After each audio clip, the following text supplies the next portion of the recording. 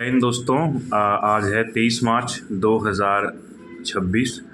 22 मार्च 2026 यानी कल third shift में मेरा एनटीपीसी का एग्ज़ाम था। एनटीपीसी ग्रेजुएट लेवल के जो एग्ज़ाम चल रहे हैं, तो मैंने सोचा आपको भी ये बता दूं कि किस तरह का पेपर आ रहा है, जो एक सबसे सही, सबसे सटीक, जो जिसको आप एनालिसिस बोलते हैं, जो आप तक पहुंचना चाहिए वो पहुंचाने की मैं कोशिश करूंगा। दोस्तों, मैं बहुत दिन से यूट्यूब पे एनालिसिस देख रहा था, बच्चे भी दे रहे हैं और बहुत से टीचर जो धड़ाधड़ वीडियो डाल रहे हैं यूट्यूब पे कि पेपर में ये आ रहा है, ये आ रहा है, ये आ रहा है। तो मैं सही बताऊंगा आपको पेपर में कैसा आ रहा है और क्या आ रहा है। दोस्तों, जीके का जो सेक्शन, सबसे पहले हम रीजनिंग की बात करते हैं। रीजनिंग का जो सेक्शन है वो कुछ ज़्यादा हार्ड नहीं है, इजी ही है। एक दो क्वेश्चन ही आपको कैलकुलेटिव लगेंगे, बाकी सभी नॉर्मल क्वेश्चन है। हाँ, पज़ल के इसमें 3 से 4 क्वेश्चन पूछे जा रहे हैं, तो वो अगर आपने टेक्स्ट बुक से या कहीं से भी प्रैक्टिस की हुई है आपने जो मॉक टेस्ट की, तो वहाँ से आपका इजीली हो जाएंगे। अब आई मैथ के सेक्शन की बात। मैथ का सेक्शन भी आपका इजी टू मॉडरेट लगा सकते हैं। अगर 30 क्वेश्चन मैथ के पूछे जा रहे हैं तो उसमें से लगभग 23 से 24 क्वेश्चन जो हैं वो मतलब ड्यूएबल हैं, वो आप आराम से कर सकते हो, आपको ज़रा मुश्किल नहीं होगी। लेकिन जो 5-6 क्वेश्चन पीछे बच जाते हैं वो टाइम टेकिंग है। Time taking in the sense कि उसका कैलकुलेशन बहुत हार्ड है, मतलब बहुत ज़्यादा कैलकुलेट करना पड़ेगा आपको, बहुत ज़्यादा टाइम टेकिंग होगा।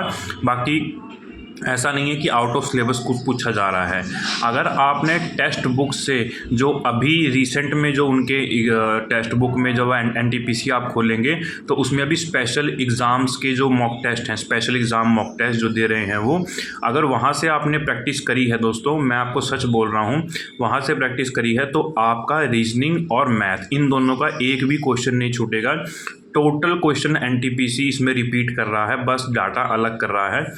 मैथ के और रीजनिंग के टोटल क्वेश्चन रिपीट हो रहे हैं, बस डाटा अलग हो रहा है उसमें।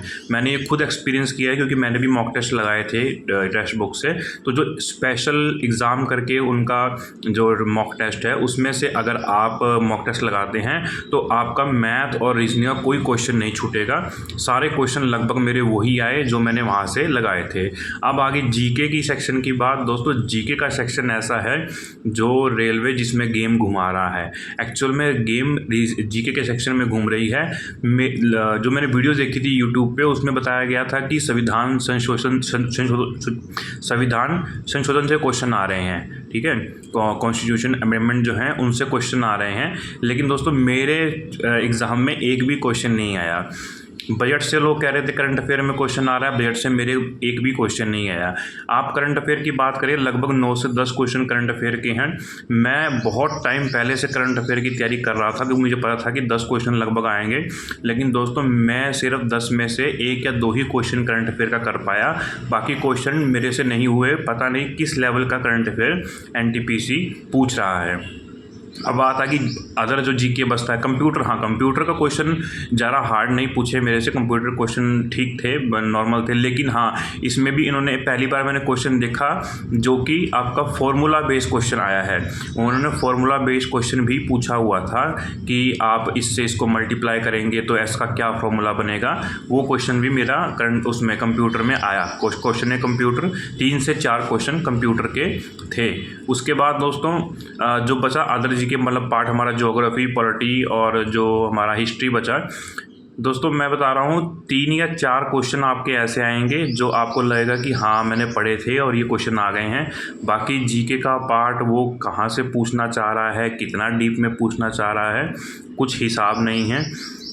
आप ये मान के चलिए कि मैं टेक्स्ट बुक में जब भी टेस्ट लगाता था तो मैं कभी भी 80 से कम मैंने अटैम्प्ट नहीं किया है। मैं फालतू अटैम्प्ट नहीं करता हूँ, जितना मेरे से होता है मैं उतनी अटैम्प्ट करता हूँ, मैं तुक्केबाजी नहीं करता।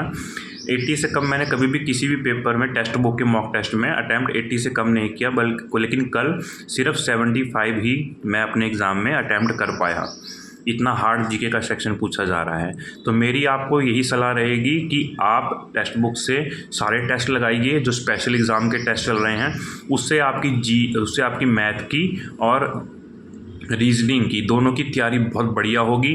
आपका कोई भी क्वेश्चन मैथ और रीजनिंग का नहीं छूटना चाहिए। जीके आपने जितने पढ़ ली अभी तक पढ़ ली, बस रिवाइज कीजिए और अपना जो है सारा ध्यान जीके और रीजनिंग और मैथ पर लगाइए। जितनी जीके आपने पढ़नी थी पढ़ ली, अब उसमें से क्वेश्चन आपको आएगा तो आएगा, अदरवाइज़ आपको नहीं आएगा। तो इस तरीके से स्ट्रेटजी बनाइए कि आपका रीजनिंग और मैथ का कोई भी क्वेश्चन नहीं छूटना चाहिए। बाकी कंप्यूटर के तो आपके इतने मुश्किल नहीं है, वहाँ से हो जाएंगे। और ये मान के चलिए कि आपको एग्ज़ाम में 80+ मार्क्स लेके आने हैं, तभी आप सेफ़ हैं दोस्तों। जय हिंद।